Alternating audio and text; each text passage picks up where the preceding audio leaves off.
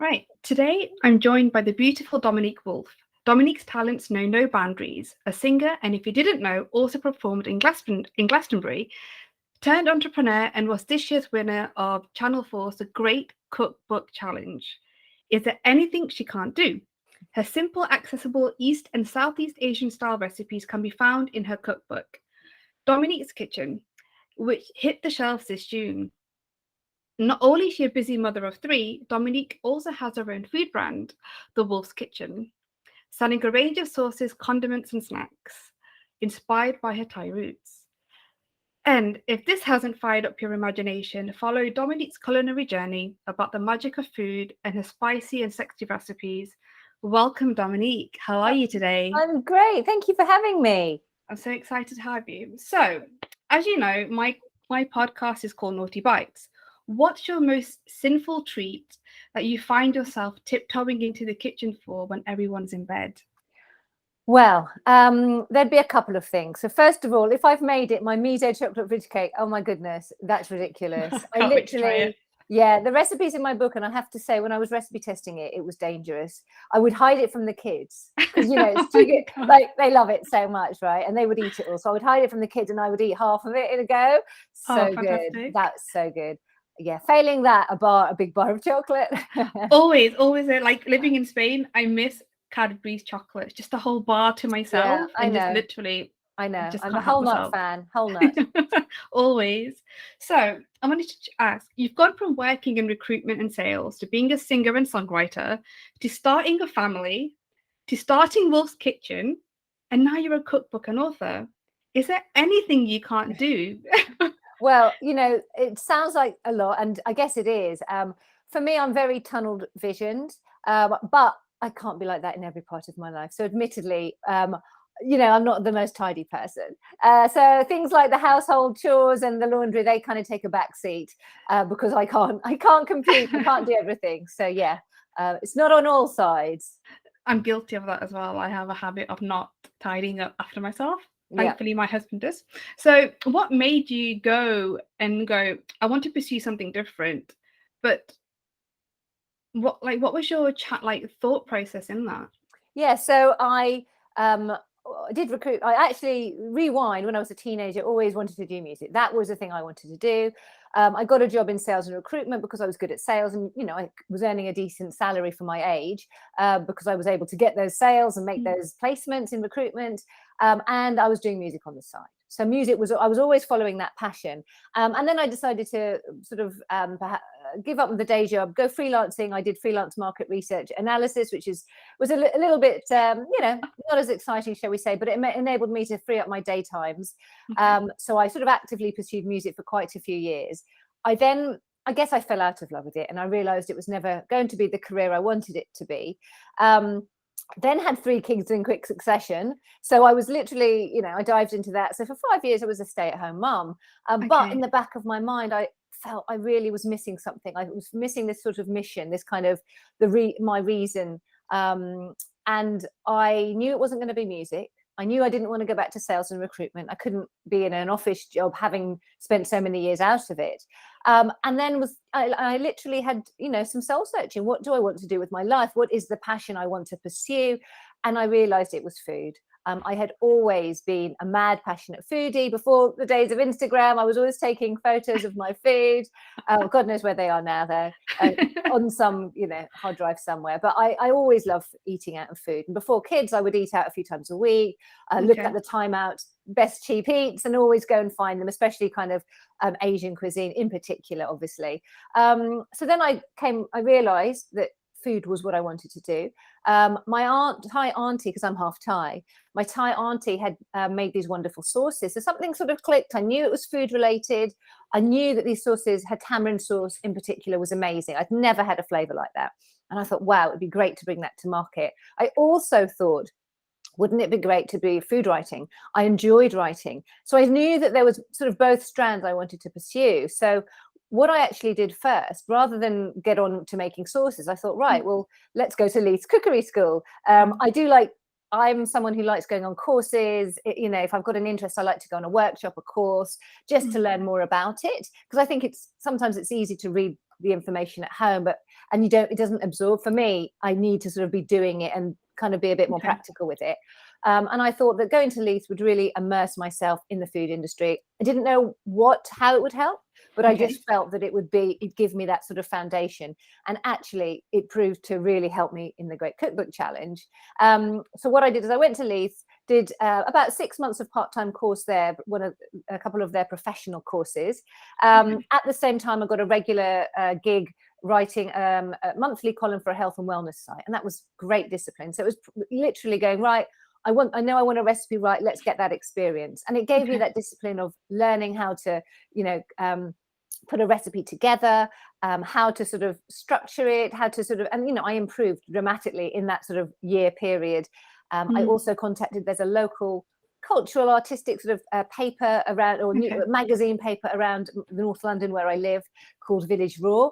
And I approached them and said, can I write a regular column for you? And they let me do that online. So all of this was to get experience to do it. And sort of during this food writing process, I then said to myself, right, it's September 19.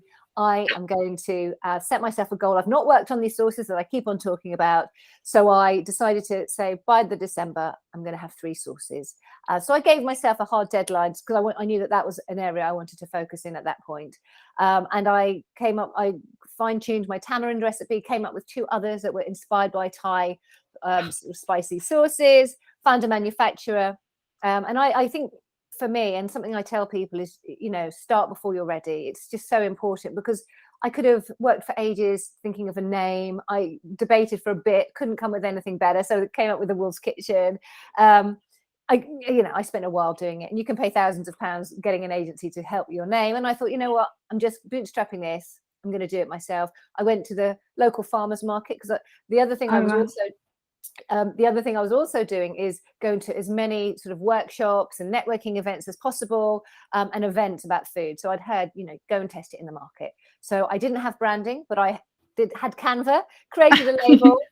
Canva's a lifesaver. It's amazing, isn't it? And so I created these labels, went to the farmers market and got real life feedback on the products, which was amazing. I sold about 250 bottles in 2 days. People loved the product. So, that was how I sort of got into it. So a lot of people are like you, myself included. You have to immerse yourself in some. I'm not much of a reader. Like, I love reading things I'm interested in, but when it comes to learning, a lot of people like me is like, I want to do it 100%. If not, I'm not doing it. Would you ever create your own cookery school to learn Thai cooking? I don't. I never say never. So I definitely am someone who says, never say never. At the moment, that isn't part of what I want to do. I'm not a teacher. Some people are really naturally gifted towards that. I'm not sure I am. And also my food, it's not, maybe this doesn't matter, but it's not authentic Thai food. And I'm not saying that. And actually, I've written in my introduction, these are not necessarily authentic Thai recipes. Some of the recipes are my mum's or my aunt's recipes, but a lot of them are just me using those flavors. So I have a bottle of hoisin in my cupboard. I love those flavors. Well, how can I make that into a quick stir fry? It's not about recreating something authentically. I give people tips on how to make the most of their store cupboard, how to make their sort of cooking process a lot quicker. There are those kinds of tips. And obviously, I've had training, but I wouldn't say I'm a professional chef or teacher. Okay, so that leads me on to my next question. Anyone who is wondering on changing their career, because you've gone from so many different, your CV is just fantastic. What inspirational tips would you give them? I think you've got to explore, be active. Okay. I think it can feel overwhelming. And I felt this when you don't know what you want to do. And you think, oh my goodness, I have no idea what I want to do. But speak to people, start putting feelers out. I was looking into working for a charity. I spoke to people who worked at charities. I got a bit of an understanding. And literally start doing things, go to workshops, go to talks, speak to people who are doing it, extend your network, get some work experience. I did that actually when I was at Leith. I went to work in a few restaurants for a few days. I knew I didn't want to work in a restaurant because it's a really tough environment. It's long hours. Not, it wouldn't have worked with kids, but I wanted to experience it.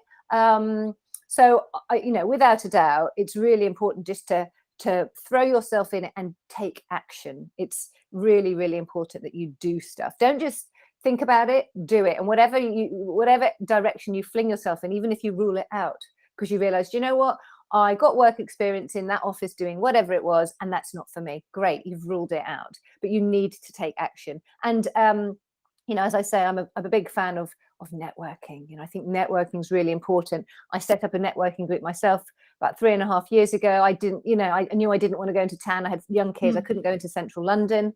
So I created a local networking group it's called Creative and Entrepreneurial Women. And it's just for women in the area who doing their own thing in some capacity. And that's great, because you go along to something like that, you chat with people and you find out what other people do, you get inspired. Definitely. I think you'd be a fantastic ambassador for women entrepreneurship, and just someone that's so influential for people that are thinking, oh my goodness, am I going to do this? Shall I do this? What if I don't want to do it? How do I do it? So I think it's absolutely fantastic. So business aside, you grew up with your mother and your auntie Dang. So Thai cooking has always been around you. What made you embark on Thai culinary cooking and sauces now? It's always been, as you say, with a Thai mom, sort of always surrounded by those kinds of flavors. I grew up in the Middle East, so although not Asian, the first sort of restaurants I would have gone to would have been Indian restaurants, because there was a big Indian community over there. So big bowl flavors is just how I eat. And I love other cuisines as well. Mexican being a favorite, actually. But for me, Asian flavors really resonate. It's not just Thai food, it's all Asian flavors. My mum doesn't just eat Thai food. She loves all Asian flavors. Her grandfather was Chinese. So it's just the food I naturally cook several times a week. And actually, a few years ago, I had some chats with friends, and they were saying, oh, I love Thai or Asian food, but I don't know where to get started. And I remember thinking, wow, it's actually not hard. I make stir fries and curries and whatever dishes 4 times a week. And on a Monday night, if I think, oh, I don't know what to cook, I've got good quality Thai curry paste, because I never make my own. I say buy good quality Thai curry paste and a tin of coconut milk, and basically you have your dinner there. And I've always got fish sauce, of course. So to me, that would be a Monday night. What do I have for dinner? That's my backup plan, and it's about, then I sort of, it got the process me thinking that it doesn't have to be complicated, but people think it is. How can I show people that it's easy? You need a few ingredients and then it's really simple. So that has sort of, for the last few years, I've been thinking about that. That's amazing, because I'm the same. I do have fish sauce, good quality Thai paste, and coconut milk in my cupboard, because it is the go-to ingredient in our household. So you are the winner of Jamie Oliver's hit Channel 4 series, The Great Cookbook Challenge. But what was the most challenging experience for you while you were on that hit series? How much has your life changed since? Yeah, I think there's an amount of pressure, isn't there, when you're on not that everyone's been on these programs, but it was, you're in a bubble, so in a way you're really focused on it, and it's just, you don't know what to, you want to do your best. With this, it wasn't just about cooking skills. That had to be a given. You had to sort of deliver something the judges liked, but it also had to be the concept. So the challenge for me was showing Louise what my concept was, because when I first said it wasn't clear. And for the first few rounds, loved my food, but come on, we haven't quite got the concept. And then I realized, the whole process is about developing and learning. And I realized actually what I was giving was a solution. It was a solution for people that loved Asian food but didn't know how to cook it, or were short on time. And when I was able to convey that made all the difference in the program. So I overcame that challenge. And obviously, since the program, life has changed, because I threw myself into writing a cookbook straight away. So I didn't go out. I didn't leave the house for about 3 months. Oh my goodness. It was I delivered the recipes in record time. And so from a sort of day-to-day perspective, that has happened, and my focus has shifted. The Wolf's Kitchen is absolutely still there, but I'm going to be looking at how I can get help to run the business, because I love for me, it's about creating, concocting. I love that side of things. I'm less keen on doing accounts and logistics and operations. So I've come to realize that, running a food business is actually not about the food in many ways. It's about the day-to-day. And ideally, you have someone who can offset that skill base. Oh, fantastic. So everybody wants to know, you were with Jamie Oliver. He's crowned the UK's best chef ever. What was it like to cook for him? What were your feelings? Oh, obviously very nerve-wracking, because I've been a fan of Jamie ever since The Naked Chef. And he's a legend. He's a food legend. And actually, I realised, I probably hadn't realised until the programme, but what a big inspiration he's been in my writing. Just the simplicity. It's that accessibility. And that is something that really sort of has seeped into my cooking and my writing over the years. So actually, to meet him was amazing. And he is just really very, he's not scary at all when you meet him, but of course you build it up in your mind. So he was really supportive. I mean, he was supportive of everyone. He gave everybody time and really played that role of mentor. So yeah, incredible experience. And I got some cooking tips from him. So it's always useful when you're cooking. Oh, that's amazing. So your cookbook showcases the ease of cooking with ingredients from around Asia, creating big, bold, flavorful dishes you'll want to cook again. But what made you focus on sharing your love of great home cooked food? Because like you said, it's not authentic Thai recipes, but it's what your mother taught you or your aunt. Yeah, I think it's just, look, I'm a busy person. I love these flavors. Here's how simple it is. I mean, to me, it's just, I thought that this is something that a lot of people would like. Asian food is the desire and for Asian cuisine is on the increase, and I know because I've done research for my sources. I've gone to the British Library and researched what the trends are doing, and the UK is on an upward trend for wanting to experience world flavors, spicy food, world cuisine, Asian flavors. So it's like, well, there are lots of people who like this food, but lots of people who don't know how to cook it. And I also I feel passionately about getting people to cook. I speak to, I often, as research for my business anyway, I ask people, oh, what do you cook? Finding out what they like cooking, what their pain points are, because it gives me inspiration. And I have so many people say, oh, we're in a rut.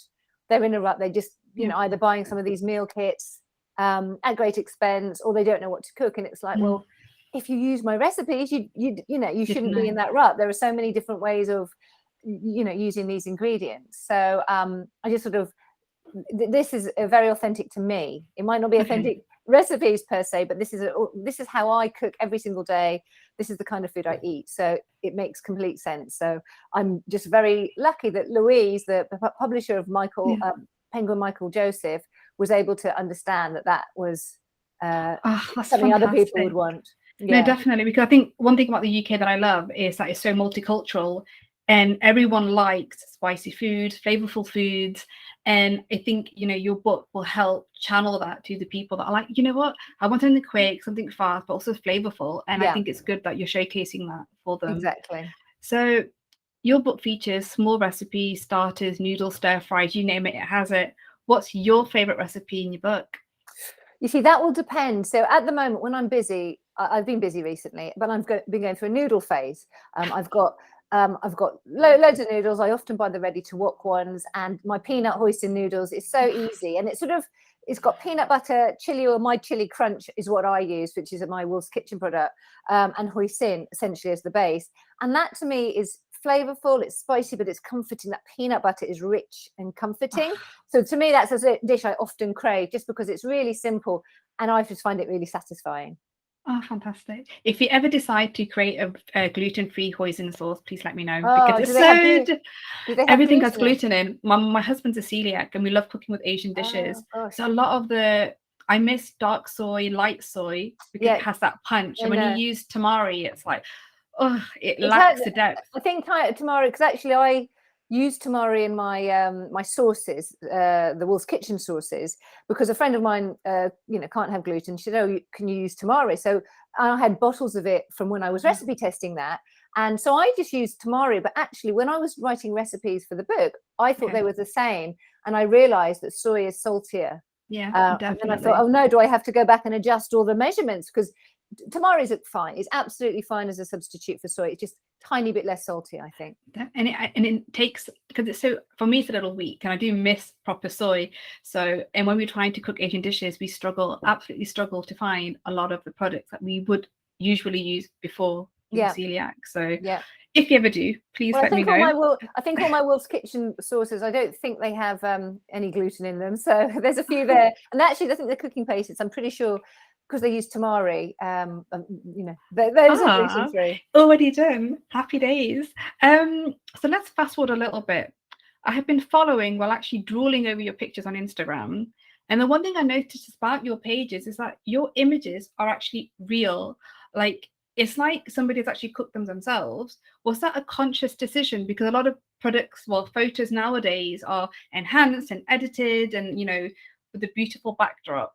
Yeah. Why have you decided that Well, avenue? yeah. So on the photo shoot, I did actually cook all the food. So we had quite a hard, tough sort of. One minute. We had to make a lot in one day. Is what I'm trying to say. Get the words out. So we did about 10 or 11 a day, and so I was cooking them. Goodness. I was lucky because we had a food team, so she would, the food stylist would go off and then style it, and then I would.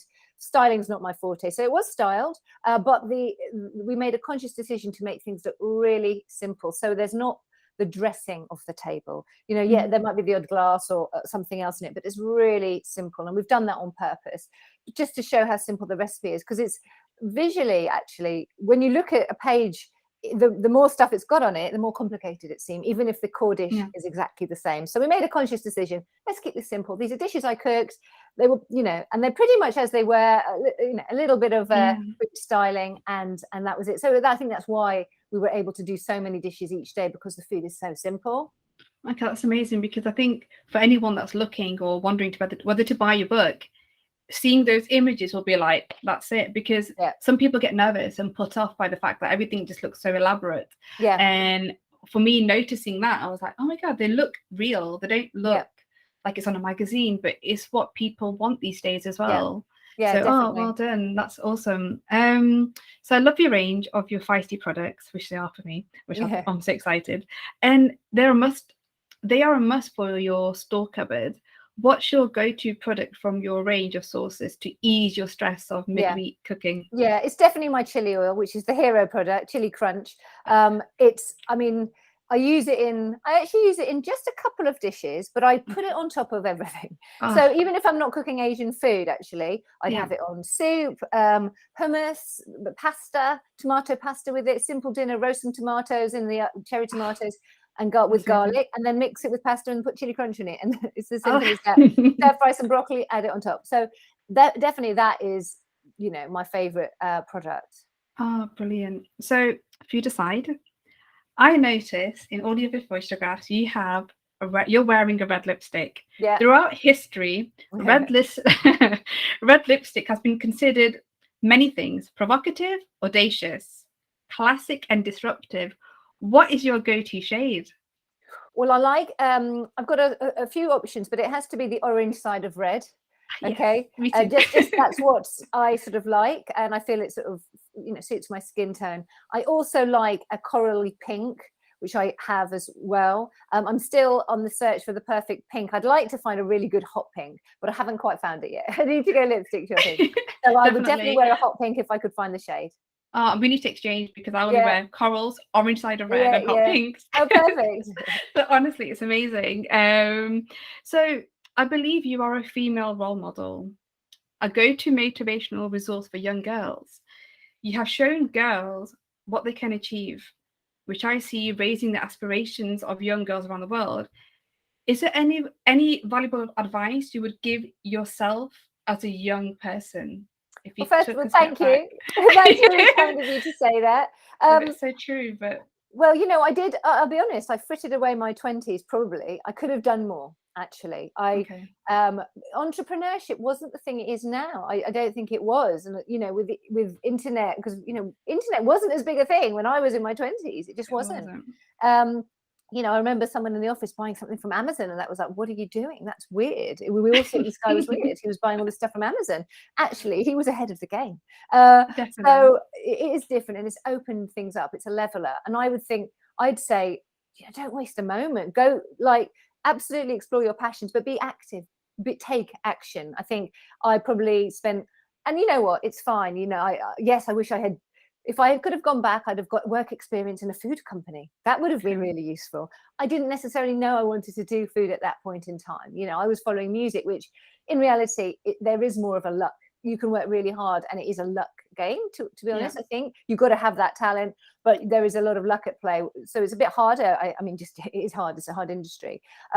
With what food, having an entrepreneurship, you can really make a difference by that action. So I think it's about taking action all the time, learning, keeping up that learning, go to workshops, you know, keep on that networking. And so there's a lot more that you can do now than I certainly did. But yes, absolutely. Just honestly, research, network, take action, leave no stone unturned. No, definitely. I think nowadays internet's made things more accessible in terms of networking and, you know, competitions and, you know, just learning, like e-courses, everything. But I think it's just been absolutely wonderful, Dominique, having a quick natter with you. It's been a laugh, and I'm absolutely blessed that you were on my podcast today. So for guys, thank you so much, Dominique. And if you want to know, guys, anyone listening, if you want to know more about Dominique's sorry, I'm getting nervous, culinary adventure, please follow her on Dominique Woolf on Instagram. Dominique, thank you so much. It's been an absolute pleasure. Amazing, lovely conversation. Thank you for having me. It's been exciting, and good luck with everything that's happening this year. Thank you.